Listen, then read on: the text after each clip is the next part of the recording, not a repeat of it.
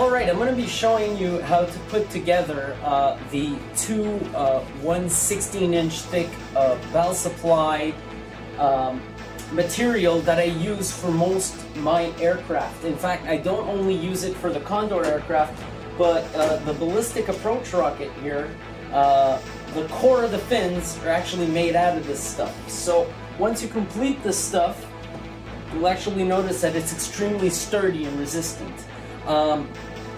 Now, as we go through the steps, you might actually wonder where the strength comes from, but just stick along and go step by step, and you'll see at the end that the resulting product is actually very, very tough. Now, what I'm doing is I'm doing the base of the layup. I'm using 18-inch long, 6-inch wide balsa planks that are 1/16" thick. I'm using 6 of them. I'm doing a small batch right now of this stuff because I have some parts to make.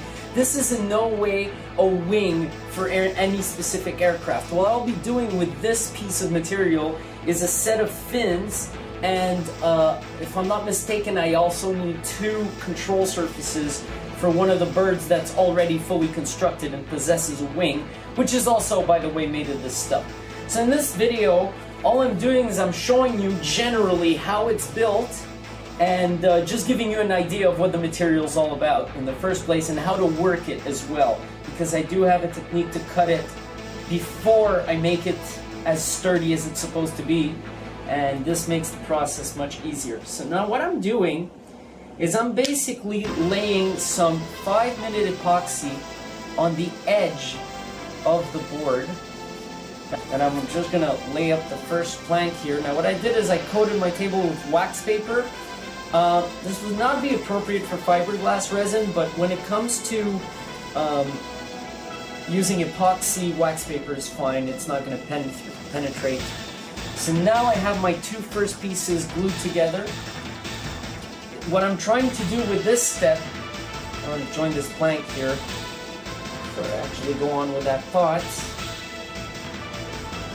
This, and I'm trying to line them up as good as I can. Now it's okay if the edges are not flush as well.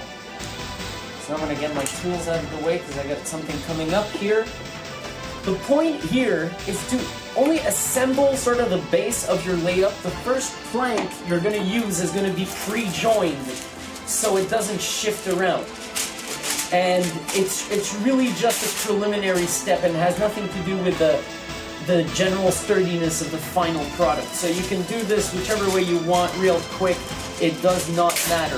Of course, you do want a good close bind between the boards. You don't want to have it too loose, but there's a lot of tolerance for error. So now what I'm going to do is I'm going to pull up one of my favorite tools here. This is a big piece of plexiglass that I've actually done some work on, and that I've also used to do what I'm doing now, which is to press the pieces together. So now what I'm doing is I'm making sure the balsa will remain flat, that all the warts and the deformations inside of it won't affect the bind between the boards. And once done, this will simply give me a square of balsa that's loosely holding together. Sometimes I've done it actually better than I expected it to be, to the point where if you tried to crack the board, the balsa would crack, not the joints. So you'll notice that already here, you're getting a pretty reliable bind for something we're just doing loosely here. And this is to facilitate the application of the other balsa planks over this area. And what that will do is it will allow us to put the resin much easier. Alright, this is always a fun part. I've taken the plexiglass off. Plexiglass is there to sort of compress the assembly, keep it in one piece, and keep it as flat as possible. And I will remove the wax paper, and you can see the epoxy really doesn't stick to wax paper. When it comes to fiberglass, I use something else. It's a little more expensive. It's known as peel ply. It's actually Teflon coated. But when it comes to actually just using shop epoxy, I'm not going to waste my better peel ply. Just use some plain old supermarket grade wax paper, and that'll do. That's it. It makes a good filler for jobs that are dealing with powerful resins and stuff like that. Even you can actually even work Bondo with wax vapor, which is probably what I'm going to do here. I'm just going to loosen the underside of this and keep it all there. Basically, I got a square board of balsa, 18 by 18 here, and I'm going to actually stick a second layer of 1/16 balsa on top of this. Now you can see that this is completely not rigid. This is only the first step, and like I said earlier, the bind between the boards, it looks pretty good right now, but it does not need to be. This is only to assist construction. It's not necessarily to get the final robustness of the product. This stuff is basically just the first layer of the core of your material. So putting it back down here, I'll actually get this out of the way, because now it's time to move on to another step. Alright, I'm putting something on the table that's making a lot of people cringe right now, especially in rocketry. I'm going to be using Bondo to perform the layup between the two balsa layers. And stop cringing. Why am I using Bondo? A lot of people are going, why? It's so bad. It is bad for rocketry, I agree. Why? Because Bondo is highly flexible. However, here's the problem. Most rocketry grade fiberglass resins are too rigid to use in a balsa layup situation. Reason being is that the balsa core will remain flexible, and if your resin is too stiff, you're going to get two problems. First off, easy cracking of the balsa. I've actually experienced this with other layups that I did, and I was hoping that rocketry grade resin would have done a better job. But no, it was too stiff, it would crack easily, it would crack the core easily. The second thing that would happen often is the layup would sometimes split.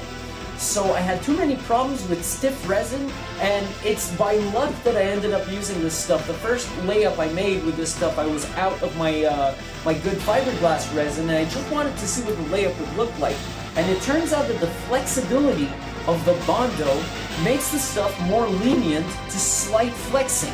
Even with the fiberglass on it at the end, the fiberglass sort of deals with its own rigidity, its own robustness, and the core is capable of flexing in on itself a little bit without cracking. Because when the cracking occurs, then you basically start getting hardware loss and so forth, and this is something you don't want to see. So now what I'm going to do is I'm going to prepare right about, I'd say, 180 milliliters of Bondo resin. And this stuff smells terrible.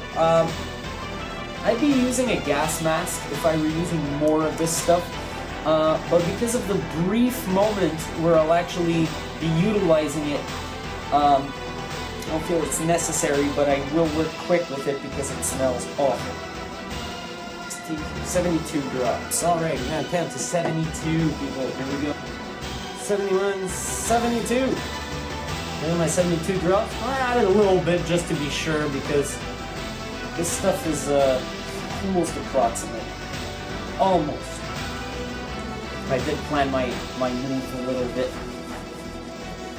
And now I'm not going to have a lot of time. This stuff cures really quickly. Especially that I keep it warm in this very area. My bench is near the heating because I tend to use air epoxy now, which requires a higher temperature to cure better. In fact, sometimes I put a heater. You might notice that my workbench has a sort of gridded table. I put a heater underneath to let the heat rise and sort of cure the stuff from underneath. So now what I'm going to do is I'm going to put my plank back. What I'm going to try to do here, I'm try to avoid disaster by covering the part I spilled on with more wax, like this. So I'm going to put this like that.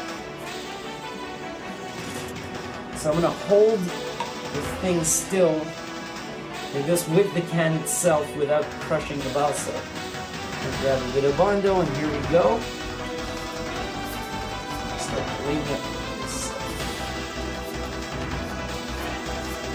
Now you do want to cover evenly and generously, and something that I hate that's happened to me often, you know, it's all about getting your quantity right, but sometimes you need to prepare another batch while you're laying up, and things get really, really touchy when that happens. So now, because I'm going to be putting the other planks vertically, you might have noticed these planks are on their side right now, they're along the length like this. I'm actually going to be putting the other planks vertically, and I'm going to go as I'm putting the resin. You're going to see in a moment here. I'm applying the resin for the first plank right now, and sort of gave myself a guide up there with the first layer of resin. Telling you honestly, I wish I'd just started by this edge overall, but it's all good. It's not hardening too quickly on me. I do have to work fast. Alright, so here comes the first plank. What you want to do is just lay it up there.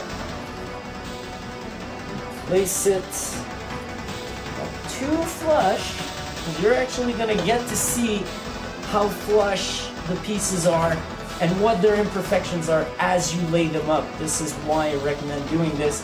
It makes sure that the glue is not yet unworkable as you are trying to slide the pieces about, placing them properly onto the layup. So that was awfully fast right there.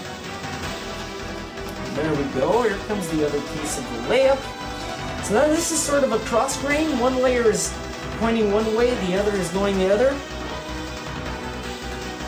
You're going to see I should have worn gloves for this because now there's more on my hands that I would have wished for. I do have rubbing alcohol for those emergency situations, but you will see me wearing gloves when I get to the air epoxy because then it's almost unavoidable. I do recommend to have a box of rubber gloves for this type of laying up. Now I did drop a bit of epoxy in the top layup, but that doesn't matter.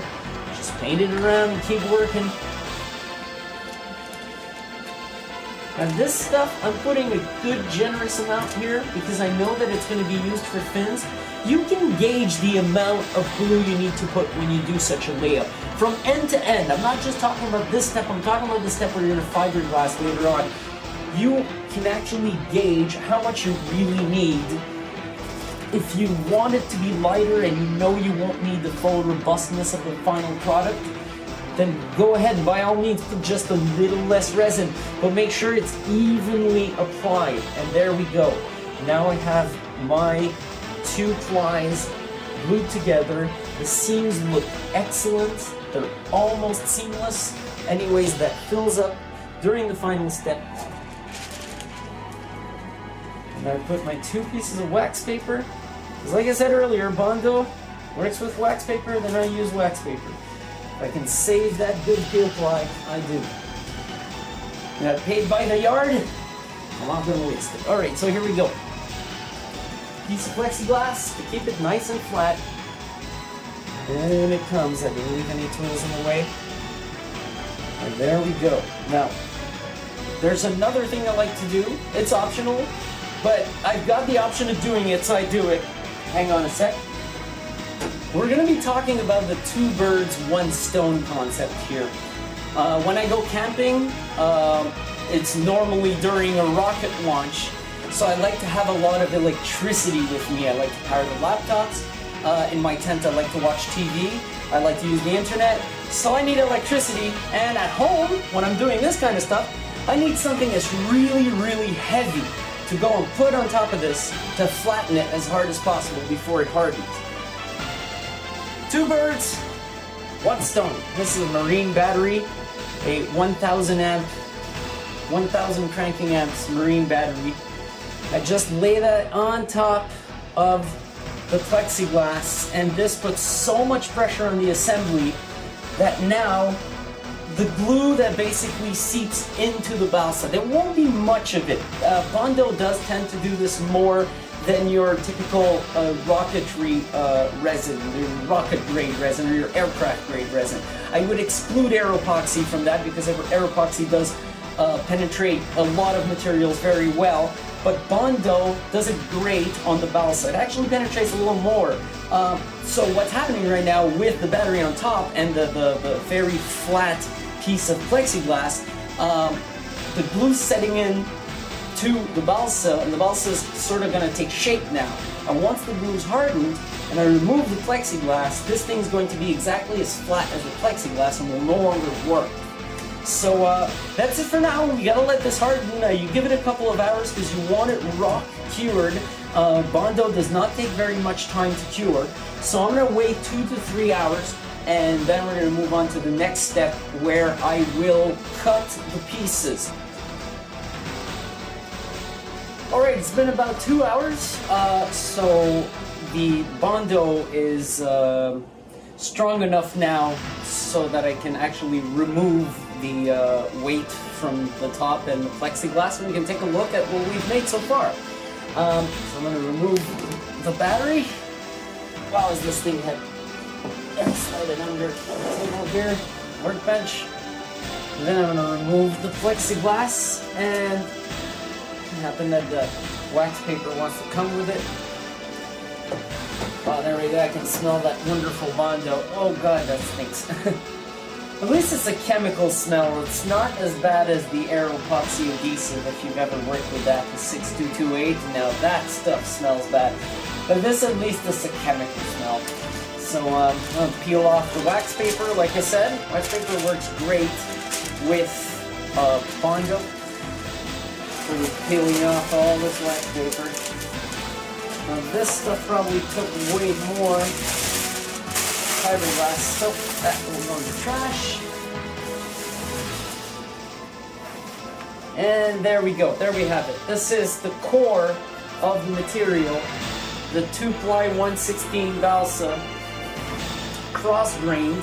So now you can tell that compared to our original single layer of 1/16, first off, this looks far sturdier, but it's also much stiffer. Reason being is that on this side, the grain is going along the length, and on this side, the grain is going along the width.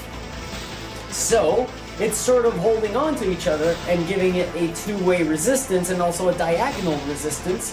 And this is in no way as flexible as that first piece you saw. This is already far stronger and much more resistant. If I hold it by one end and wobble it, it does not wobble as much. So this is very sturdy to begin with, and as you can see, it does not weigh much.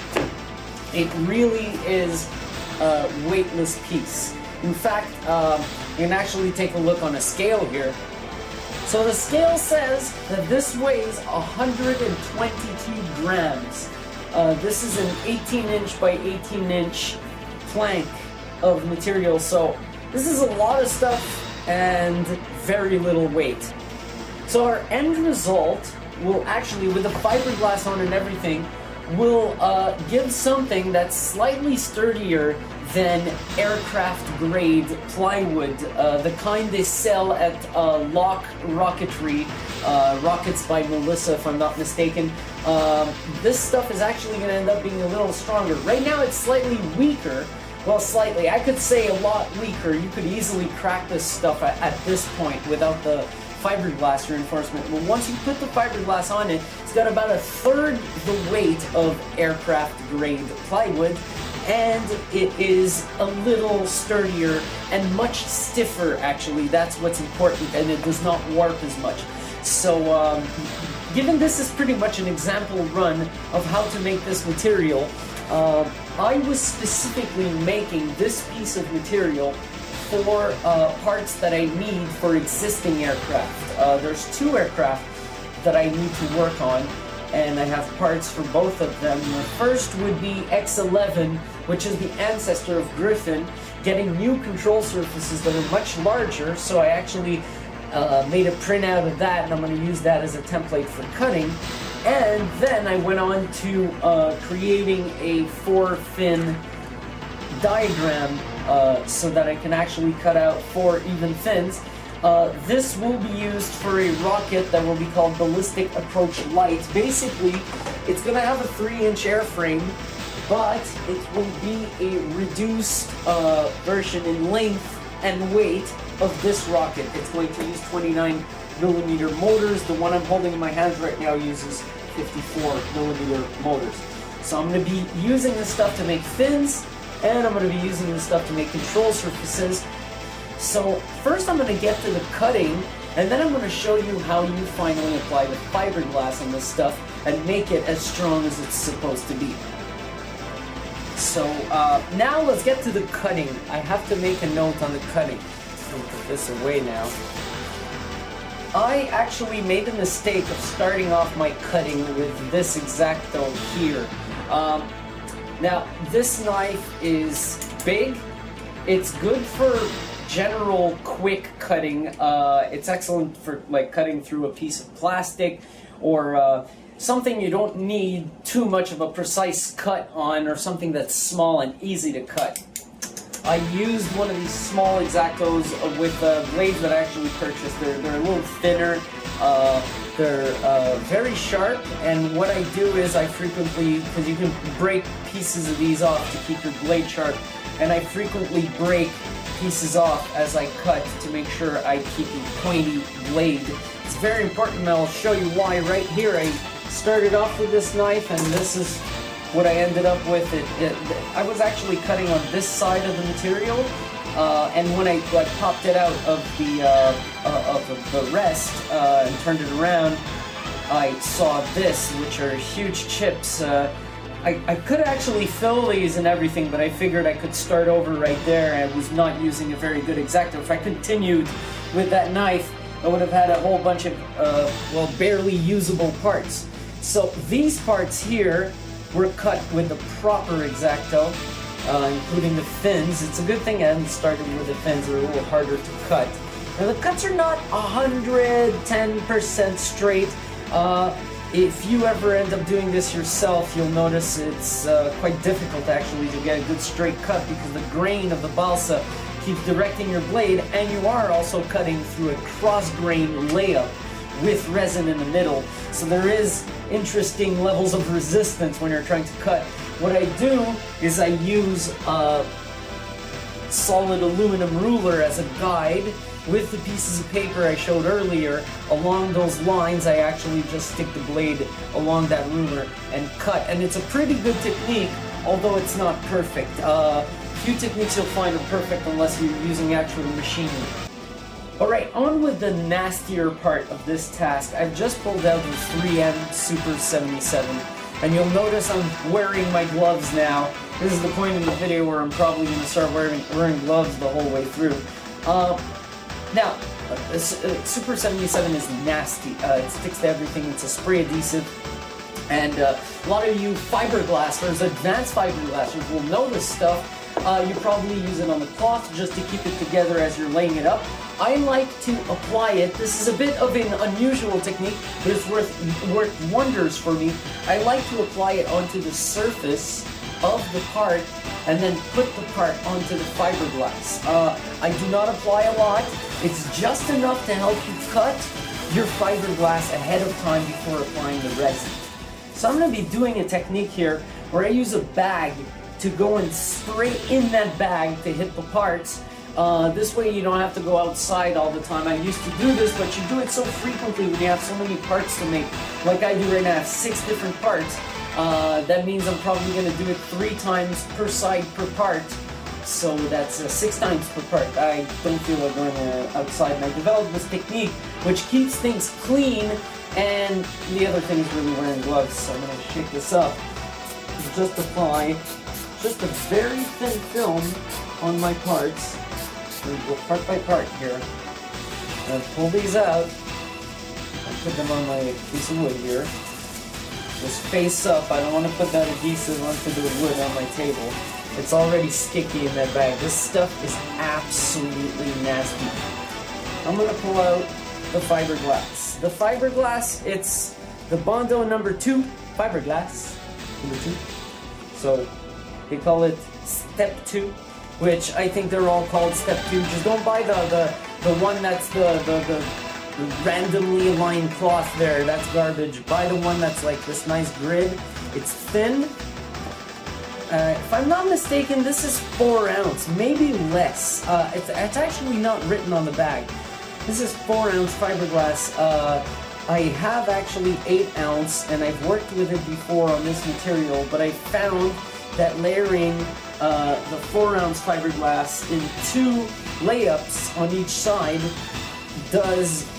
gives better results than using just 1 layer of 8 ounce fiberglass. Although, oh yeah, no, and even, I was gonna say the weight was better with the 8 ounce, but no, actually, strangely so, the double layup of 4 ounce weighs less than the single layup of 8 ounce. So I'm gonna go with a more difficult parts first here. I'm going to lay up these fins onto the fiberglass, onto my table. You can probably follow what I'm doing here. Don't need too much explanation, very self-evident. I've laid up the 4-ounce fiberglass onto a flat surface where I can now just stick the sticky side of the parts onto this fabric. Now what you do is you grab the X-Acto that you use to cut the balsa, not this. This will wreck your fiberglass. Yeah, you need something fine, and right now I don't think the blade's looking too good, so I'm going to chip a piece off. You won't need to chip your blade very often to get a pointy tip. The fiberglass cuts very easily. It's not like cutting the balsa layup itself earlier on, where I did not film that because it's kind of a tedious task. It would have been difficult to keep the description going at the same time.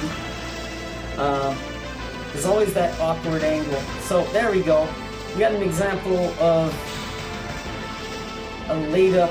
What I'm going to do here is I'm going to cut the little excess here so that it stops trying to dangle like that. I'll make it less annoying. There we go. Well, there's a bit of whiskers on the side, but nothing too bad. This is a pretty good first layup for the first part. So I'm going to keep going until I've gotten all 4 done. I'm also going to do the control surfaces. And then what I'm going to do is I'm going to repeat the process on the same side. I'm going to put a second layer of this stuff doing the exact same thing. Of course, I'm going to cut now because it's pretty much the same thing over and over. I will show you quickly the application of the second layer of fiberglass. And then obviously you can gather I do the exact same thing once again for the other side of all parts. And then we're going to get to the fiberglass. So, well, that's it. Let's jump in time, shall we? Alright, it's time to spray some more parts. Now, what I have here is fiberglass firmly applied onto the balsa, single layer. Now, I spoke earlier while I was laying up the balsa of the fact that you can gauge the strength you need. If you're going to make, for instance, an electronics blade, you don't need the same kind of strength as you do for a fin or a airframe part. So what you can do is actually stop at one layer, just flip the part over and repeat what I just did, and put only one layer on each side. One layer of what I'm pretty sure is 4-ounce fiberglass should do pretty good, provided you put enough resin to provide the strength afterwards. We're going to look at that later.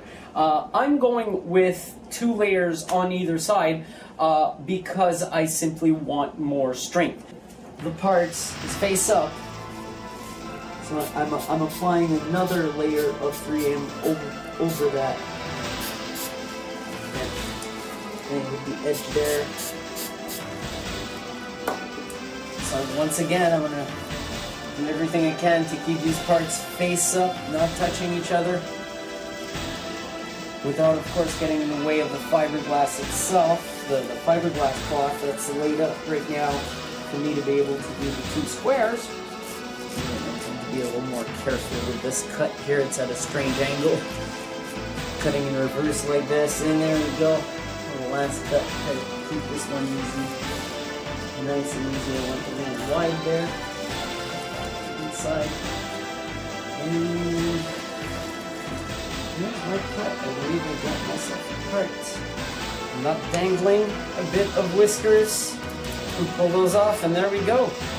This is 2 layers of 4-ounce fiberglass, so I'm actually going to repeat the same process for the other side of all the parts, and then all the parts are going to be ready for the application of resin. Like I said, this technique is a little unusual because I'm basically laying up all the cloth with a bit of adhesive before I apply the resin, but it will save you on sanding. It will get you great results due to the compression method I'll show you later with the resin, and it's just simple. So that's it, and I'll see you just a little later with parts that are ready with their 2 layers of cloth to go for some resin. Okay, we got our 2 layers of fiberglass cloth on either side of each part. So, and as you can see, it's actually pretty well laid up. A thin film of Super 77 spray-on adhesive, which I'm going to show one last time here, which I'm glad to be done using. This is the PH36X5 hardener. It's about middle range in terms of strength.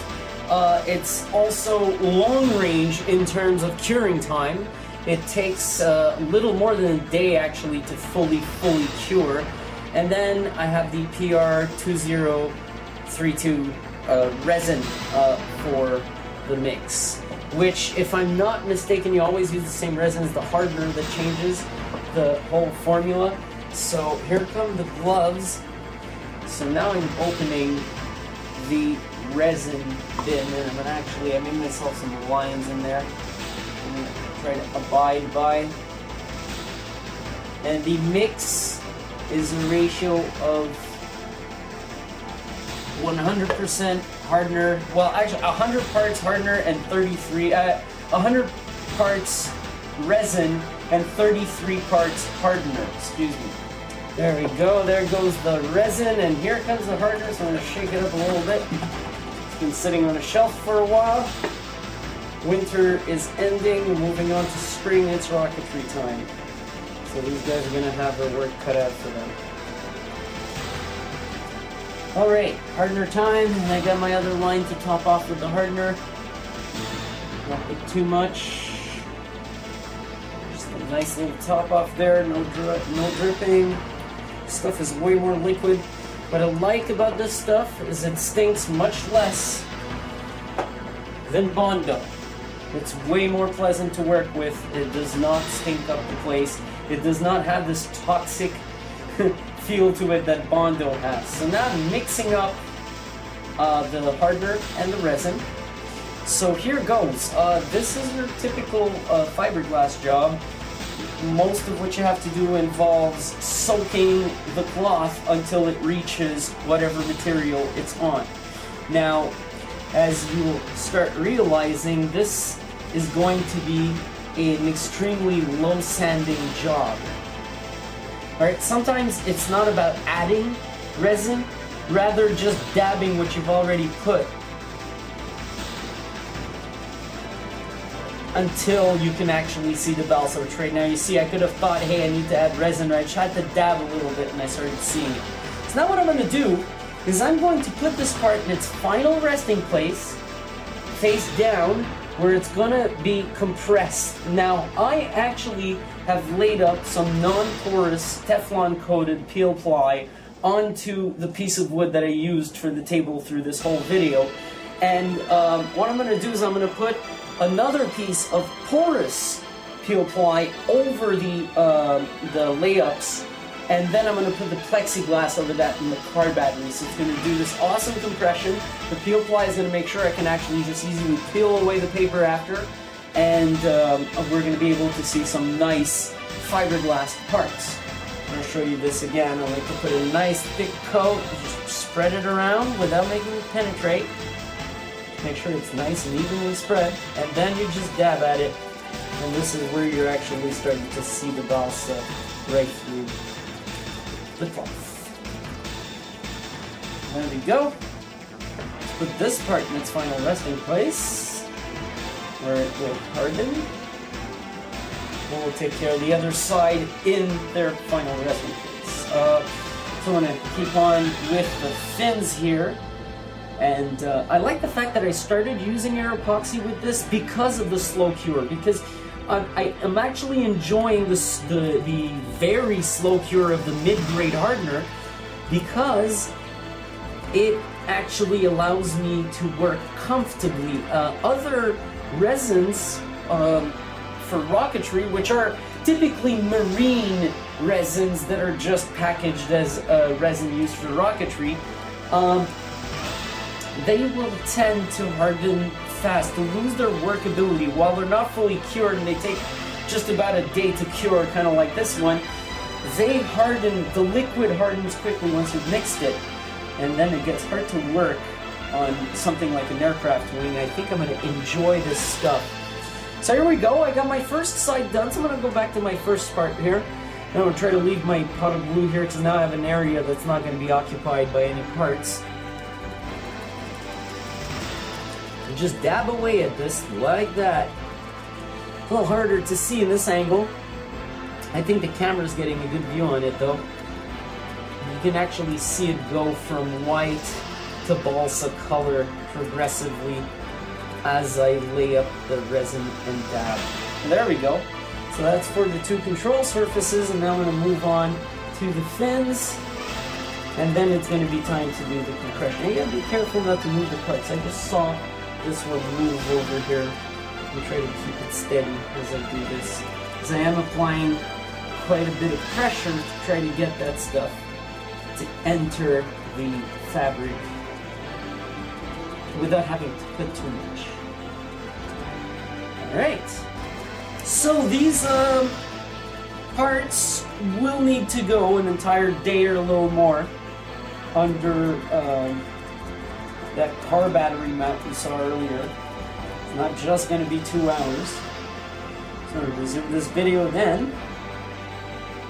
But now the application of fiberglass resin is done, and wow, I prepared way too much. I can see this from the recipient I have in my hands right now. The peel ply that I've prepared. Now this is made of cutouts. Basically I'm recycling some peel ply here, and I got some new pieces in there.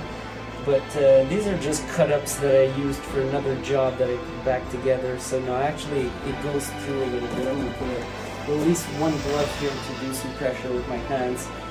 It is going right through, and that's what I like about this stuff. It's going to absorb all the excess. The non-porous won't do that job, but then I'll be able to cut the flashing off along the edges, and the compression will make a lot of the excess liquid actually enter the parts. So yeah, I can feel it on the rubber of the gloves right now that the epoxy is coming right through. This is the non-porous Teflon coated peel ply. I got mine from Aircraft Spruce. In fact, I got the epoxy from Aircraft Spruce as well. For the Condore projects, I will give parts list and recommended manufacturers. Not necessarily doing any publicity, it just happens to be where I like to get it from. If you choose to get it somewhere else, to get your parts somewhere else, by all means, you are free to do so. Mine are only a suggestion. So, here comes the plexiglass. Going to the parts, I'm clear here. I appear to have no obstructions. Alright. Lay it up like that. Now it wants to lean back because this side is obviously heavier, so I'm going to be putting the car battery. Put that right over here. And then I'm going to try to slide it in a way that it's as close as possible to all the parts at the same time. Of course, it's not on top of all of them, but it is, I can see from when I see through the glass that it is doing a lot of compression. It is squeezing those parts hard. So this should stay like this for a duration of 24 hours. I'm going to take as long as possible to make sure everything's nice and fine and dandy. So that's it for laying up pieces of what I like to dub 0G material, which actually just is a balsa core covered in fiberglass cloth with epoxy resin. So that's it. Hope it was simple to you. Hope you try it out.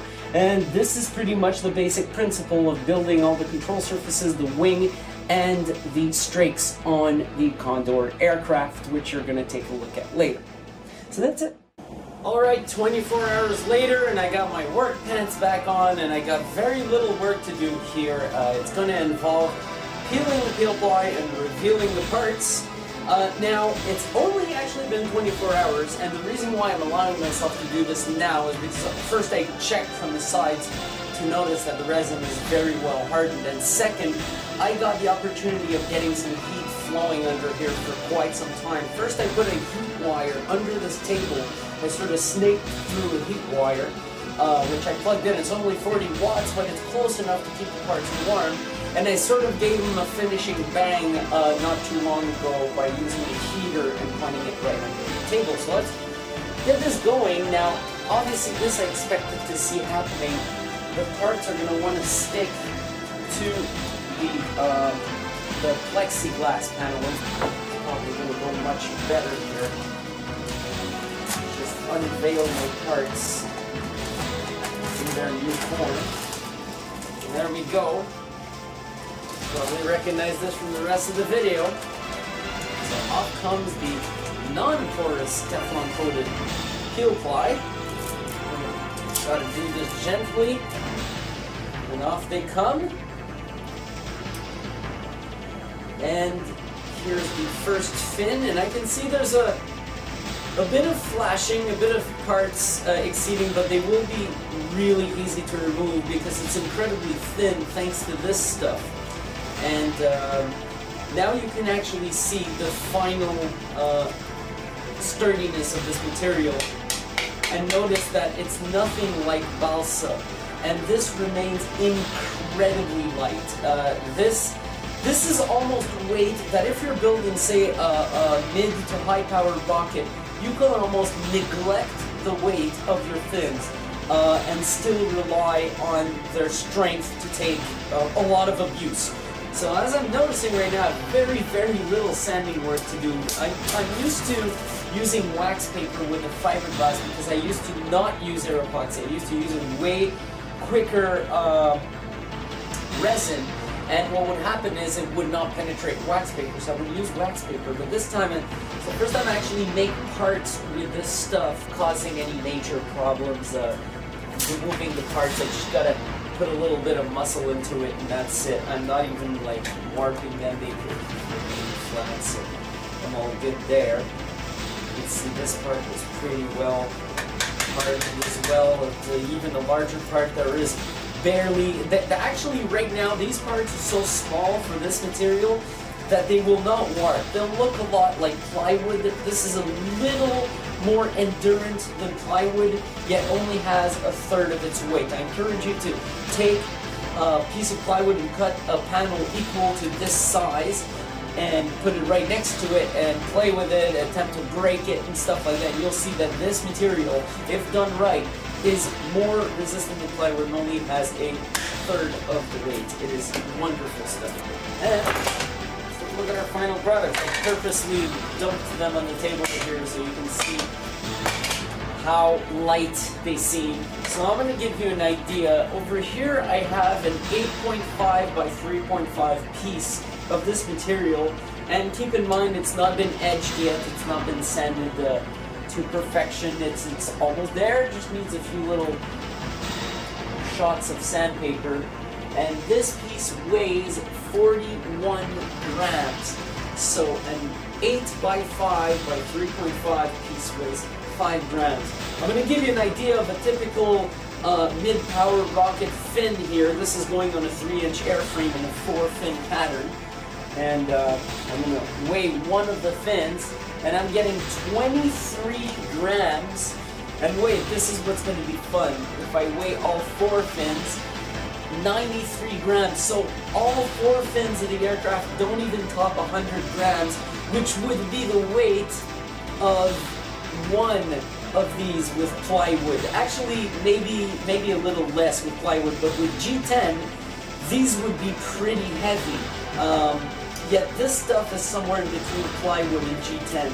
So it's really going to come in handy for that rocket. It's going to keep what's important to keep light. It's going to keep the rear of the rocket light, so I don't have to put too much counterweight in the front. And I can use bigger motors. It's always fun when you can take some of your material's weight and swap it out for some propellant. And this is what I get to do with this stuff. So that's it. Full end-to-end construction. I would show you the chipping and sanding, but I mean, there's no point to it. I'm just going to bore you for an extra 10 minutes. But this is what I use to make the wing, the electronics bays, anything that needs to be flat and you would originally think either plywood or G10 for. I use this stuff. So that's it. Thanks for watching, and this is the third part of the introduction. There's going to be 2 more about the parts of the aircraft and their basic operation, and then the construction